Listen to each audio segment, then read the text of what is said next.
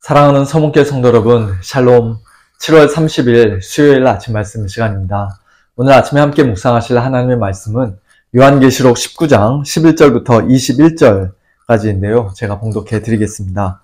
또 내가 하늘이 열린 것을 보니 보라, 백마와 그것을 탄 자가 있으니 그 이름은 충신과 진실이라. 그가 공의로 심판하며 싸우더라.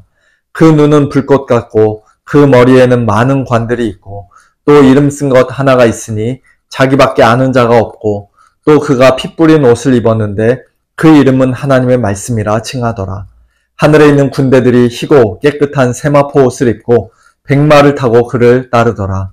그의 입에서 예리한 검이 나오니 그것으로 만국을 치겠고 친히 그들을 철장으로 다스리며 또 친히 하나님 곧 전능하신 이의 맹렬한 진노의 포도주 틀을 밟겠고 그 옷과 그 다리에 이름을 쓴 것이 있으니 만왕의 왕이요 만주의 주라 하였더라.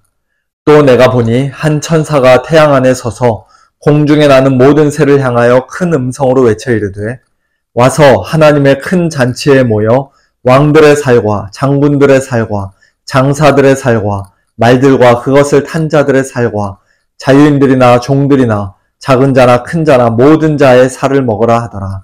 또 내가 보매 그 짐승과 땅의 임금들과 그들의 군대들이 모여 그 말탄 자와 그의 군대와 더불어 전쟁을 일으키다가 짐승이 잡히고 그 앞에서 표적을 행하던 거짓 선지자도 함께 잡혔으니 이는 짐승의 표를 받고 그의 우상에게 경배하던 자들을 표적으로 미혹하던 자라.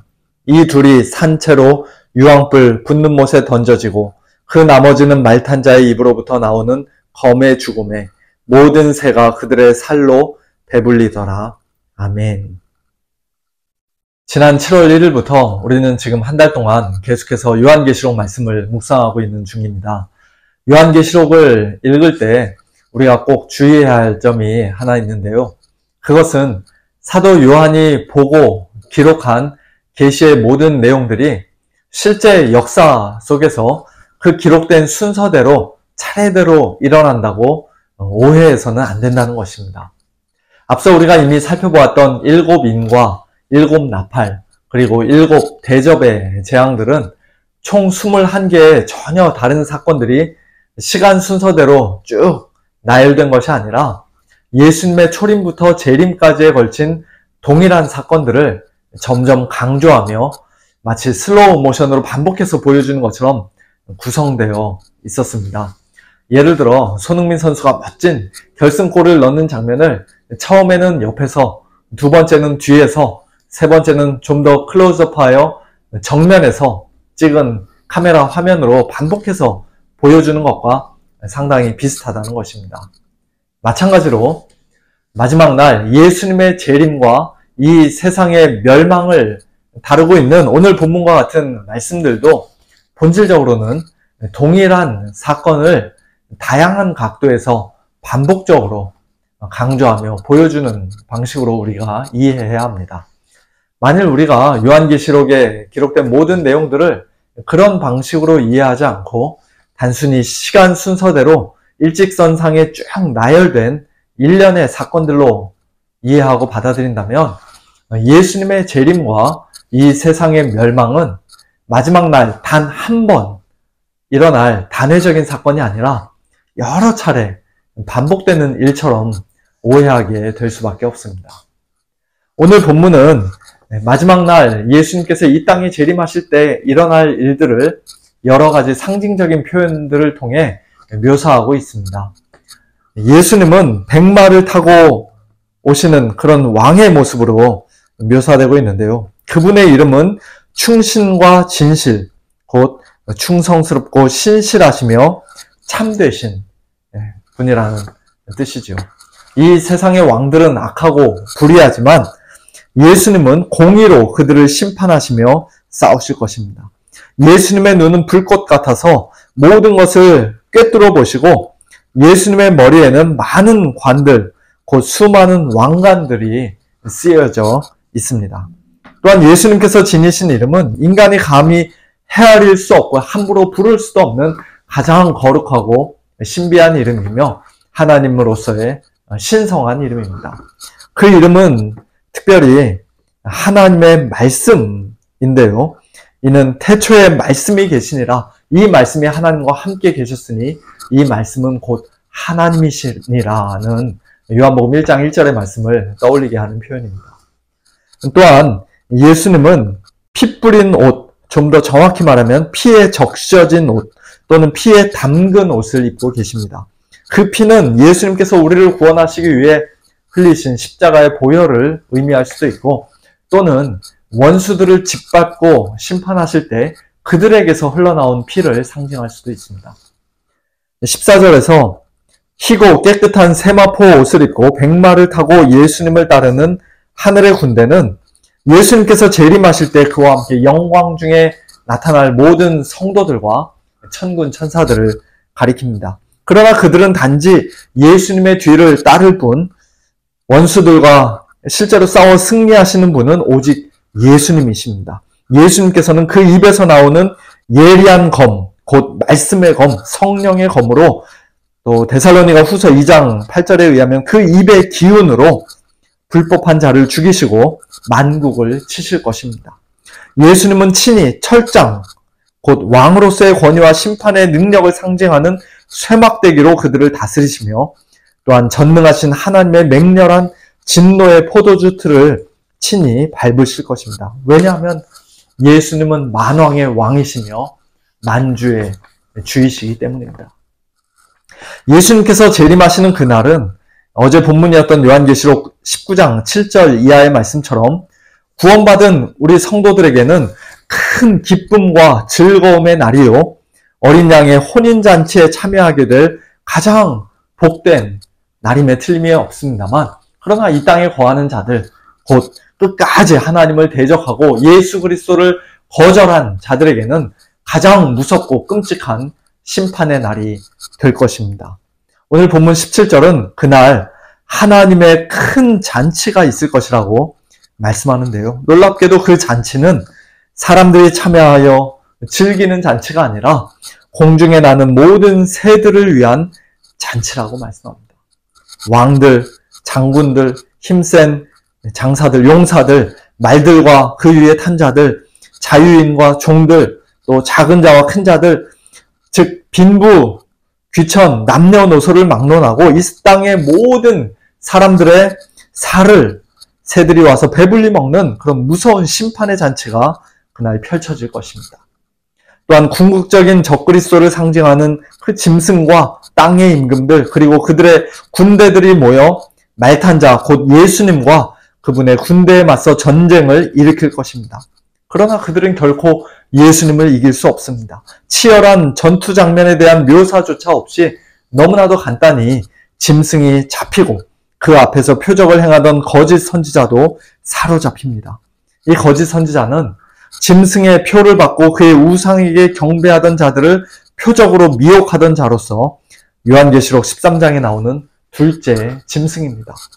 이 둘은 산채로 유황불이 타오르는 불못에 던져지고 그 나머지 모든 사람들은 말탄자 곧 예수님의 입에서 나오는 검의 죽임을 당하니 모든 새가 그들의 살로 배불리게 될 것입니다. 지금까지 오늘 본문 말씀의 내용을 간략하게 살펴보았는데요. 이 말씀이 우리에게 주는 메시지는 너무나도 분명하고 명확합니다.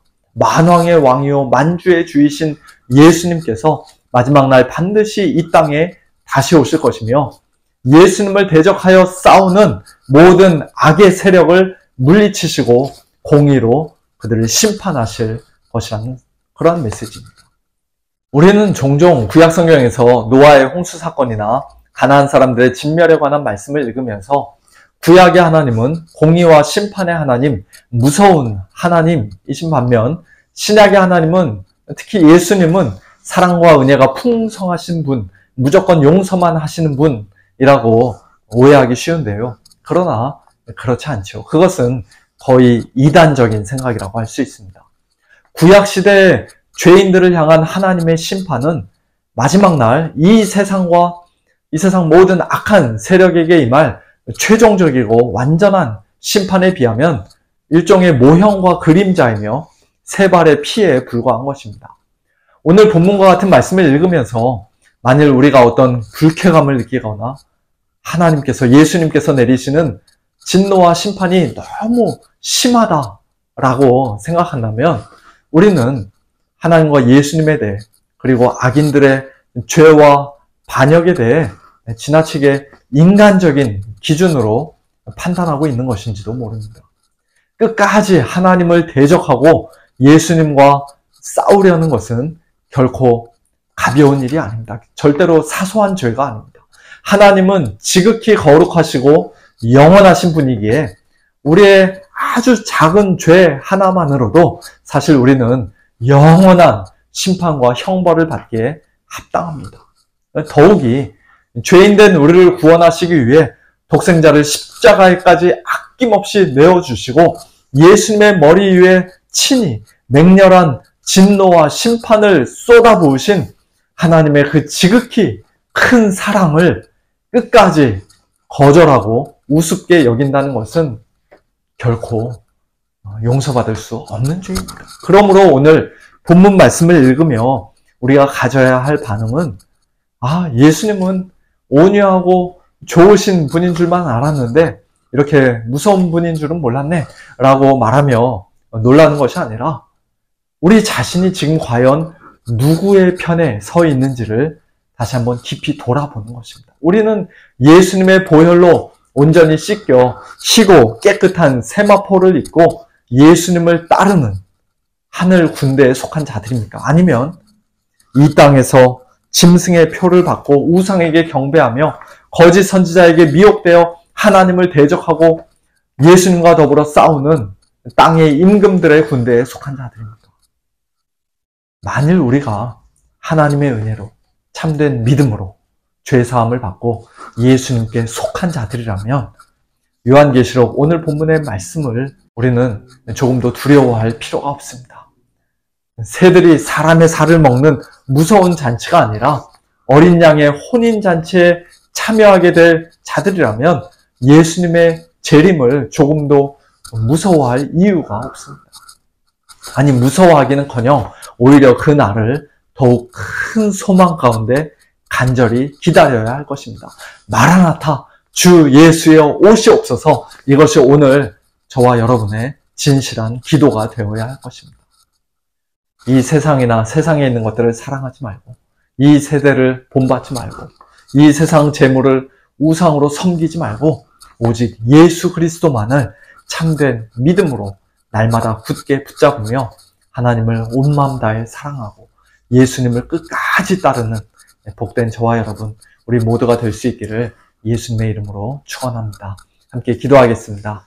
하나님 아버지 감사합니다. 요한계시록의 모든 말씀을 저희들이 비록 다 온전히 이해할 수는 없지만 그러나 만왕의 왕이요 만주의 주가 되시는 우리 주 예수 그리스도께서 마지막 날 심판주로 이 땅에 반드시 다시 오시고 또 이 악한 세상과 모든 악의 세력들을 단번에 멸하시고 심판하실 것이라는 그 분명한 메시지를 오늘도 저희들에게 전해주시니 감사를 드립니다. 하나님 아버지, 이 예수님의 재림과 또 세상의 심판에 관한 말씀이 저희들에게 두려움이나 불안함으로 다가오는 것이 아니라 오히려 큰 기쁨과 즐거움으로 또 간절한 소망으로 다가올 수 있음을 감사를 드립니다. 저희들이 잘해서가 아니라, 저희들이 완벽해서가 아니라 저희 역시도 하나님의 심판을 원래 피할 수 없는 자들이었지만 저희들을 위하여 하나님의 모든 공의로운 심판과 진노와 형벌을 이미 한 몸에 대신 받아주시고 저희들의 모든 죄를 깨끗이 씻으시고 용서해 주신 예수 그리스도의 은혜로 말미암아, 하나님의 그 놀라운 사랑으로 말미암아 저희들이 예수 그리스도를 믿고 이제 주님과 한편이 되어 주님 안에 속한 복된 성도들이 되었사오니 하나님 아버지, 오늘 이 땅에 살아가면서도 저희들이 하나님의 자녀답게, 하나님의 백성답게 주님 편에 담대히 서서 믿음으로 승리할 수 있도록 저희들에게 믿음 더해 주시고 은혜를 덧입혀 주시옵소서. 성령의 충만함 더해 주셔서 오늘도 이 땅에서 세상을 두려워하지 아니하고 세상을 사랑하지 아니하고 세상을 부러워하지 아니하고 오직 하나님이 기뻐하시는 그 길, 믿음의 길 걸어가는 저희 모두 될 수 있도록 은혜를 베풀어 주시옵소서. 하나님 아버지, 사랑하는 우리 서문의 식구들, 오늘도 하나님께서 한 가정 한 가정 한 분 한 분 찾아가 주시고 위로하여 주시되, 특별히 연약한 우리 성도님들 하나님 강건하게 하여 주시고, 마음의 슬픔과 낙심 가운데 있는 우리 성도님들 하나님 담대함 주시고, 주님 주시는 기쁨과 평강으로 함께 하여 주시고, 또 여러 가지 어려운 고난과 고통 가운데 있는 우리 성도님들 끝까지 잘 견디고 인내할 수 있도록 하나님 능력의 손으로 붙잡아 주시옵소서. 모든 것 감사드리며 살아계신 예수님의 이름으로 기도하옵나이다. 아멘. 성도님들, 오늘도 이 믿음과 소망 가지고 승리하시는 복된 하루 보내시길 바라고요. 저녁에 찬양과 기도의 밤 때 뵙도록 하겠습니다. 샬롬.